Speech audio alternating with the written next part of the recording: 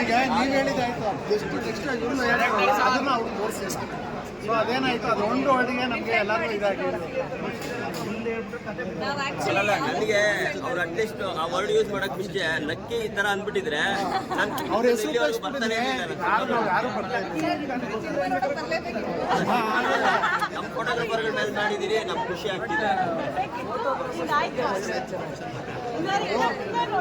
ಅಲ್ಲ ಅವ್ರ ನೇಮ್ ಹೇಳ್ಬಿಟ್ಟಿದ್ರೆ ಯಾರು ಅರ್ಥ ಆಗ್ತಾ ಇರಲಿಲ್ಲ. ಇದೇನಾಯ್ತು, ಬರೀ ಫೋಟೋಗ್ರಾಫರ್ಸ್ ಗಿಂತ ಬಂತಲ್ಲ ಎಲ್ಲರಿಗೂ ಹೇಳಿ. ನೀವು ಹೇಳಿದ್ರೆ ಚೆನ್ನಾಗಿತ್ತು, ನೀವು ಹೇಳ್ಬಾರ್ದಾಗಿತ್ತಲ್ಲ. ಯಾಕಂದ್ರೆ ನೀವು ಆಲ್ರೆಡಿ ಅವ್ರನ್ನ ನೋವು ಮಾಡ್ತಾ ಇದ್ದೀರಿ. ನೀವು ಅವಳು ಇವ್ರು ಹೇಳ್ಬಿಟ್ರೆ ಸಿನಿಮಾದಲ್ಲಿ ಇವ್ರಿಗೆ ಗೊತ್ತೋ ಬಗ್ಗೆ ಅಂತ ಗೊತ್ತಾಗ್ಬಿಡುತ್ತಾ? ನಮ್ಗೆ ಗೊತ್ತಾಗ್ಬಾರ್ದು. ಯಾವತ್ತು ನೋಡಿ ಇಷ್ಟ ಇದೆ ಅಂತ ಹೇಳುವಾಗ ಅವ್ರನ್ನ ಮಿಸ್ಗೈಡ್ ಮಾಡ್ಬೇಕು.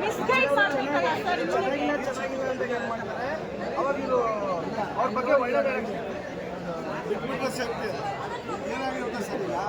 ನಮ್ಮ ಫೋಟೋಗ್ರಾಫರ್ಸ್ ಮಾತ್ರ ಇಟ್ಕೊಡ್ತಿಲ್ಲ, ತುಂಬ ಕಷ್ಟ ಇದೆ.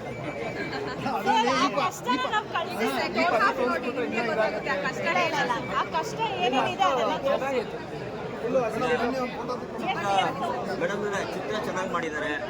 ನಮ್ಮ ವಿನಾಯಕಿಗೆ ಅಭಿನಂದನೆಗಳು. ಆದ್ರೆ ಅದ್ರ ಮಧ್ಯದಲ್ಲಿ ಒಂದೇ ಒಂದು ಸಣ್ಣ ವಿಚಾರ ಮಾಡಿರೋದ್ರಿಂದ ನಾವು ಇಲ್ಲಿವರೆಗೂ